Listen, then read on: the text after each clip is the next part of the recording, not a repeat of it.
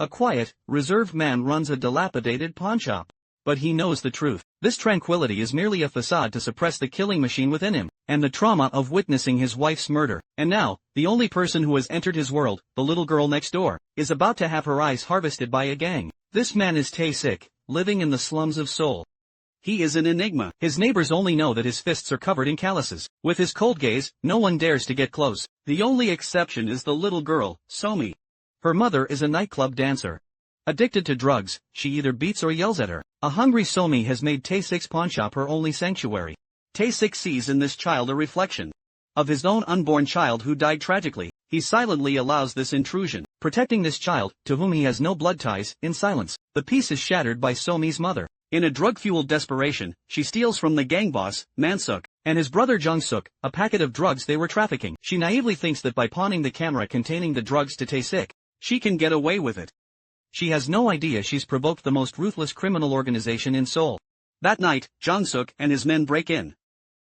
When Somi returns home, she sees her mother being brutally tortured with red-hot pliers. The gang soon shows up at the pawnshop. At first, Jung-suk only sends a couple of thugs, but Tae-sik effortlessly takes them down in a few moves. He realizes this pawnshop owner is no ordinary man, but he holds Somi and her mother as hostages.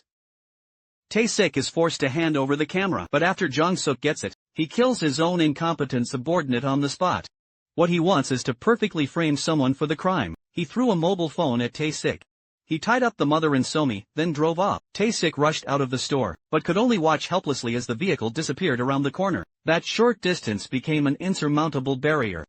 The next day, Ah-tung called, threatening Tae-sik with Somi's life, forcing him to act as a scapegoat for drug trafficking. The plan was meticulous. Tae-sik took the drugs to trade with another gang boss. Ah-wei, however, had called the police in advance to set him up. Police descended upon the trade site out of nowhere. The rival boss realized he had been tricked. He angrily threw the drugs into Tae-sik's face. His men beat him violently, and finally threw him from the 8th floor. Tae-sik landed on the safety net below, unharmed.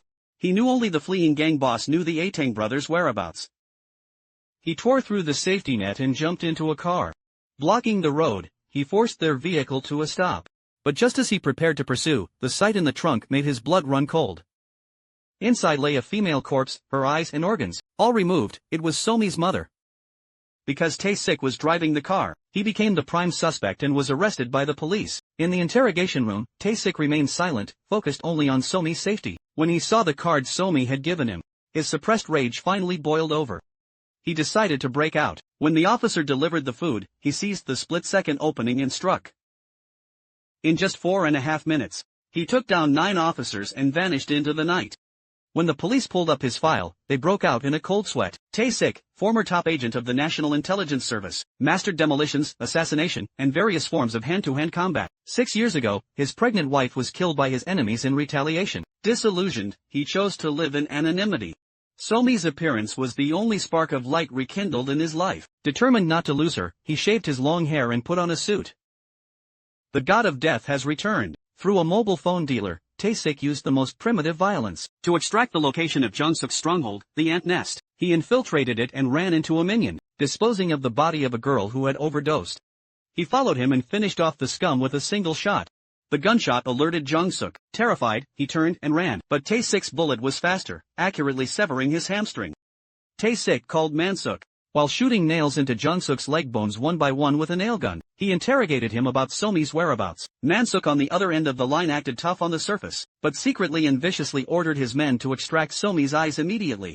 Tae-sik's patience with Jung-suk was exhausted. He used the highly toxic materials and gas cylinders on site to make a makeshift time bomb.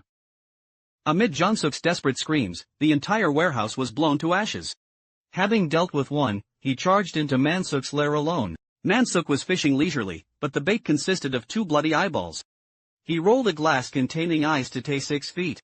When Tae-sik saw clearly what was inside, he thought Somi had been killed. The last string of reason in his mind snapped completely. Relying on his numbers, Mansuk mocked him wildly. In the next second, Tae-sik drew his Glock pistol and fired continuously. In less than a minute, more than half of Mansuk's men were down. Out of ammo, the gangsters swarmed him with knives. Tae-sik used masterful combat skills, elbow strikes, chokes, and disarming maneuvers, turning the place into a slaughterhouse. In the end, only the toughest bodyguard remained standing. They traded brutal, lethal blows. But fueled by rage, Taesik fought with even greater speed and power. He seized an opening and slit his throat. Terrified, Awei dived into his armored car, thinking he was safe. He didn't realize that Taesik was a former Special Forces tactical instructor. Taesik calmly crouched down. He emptied an entire magazine, firing repeatedly at the same spot on the bulletproof glass. By the 14th shot, the structural integrity of the glass was shattered, leaving a clear bullet hole. The smile on Awei's face instantly froze. Finally, a single bullet pierced through his skull with surgical precision. Vengeance was served, but Taesik's heart was empty. He raised the gun to his own temple. Just then, a familiar voice called out to him. He turned to see Somi, alive and well.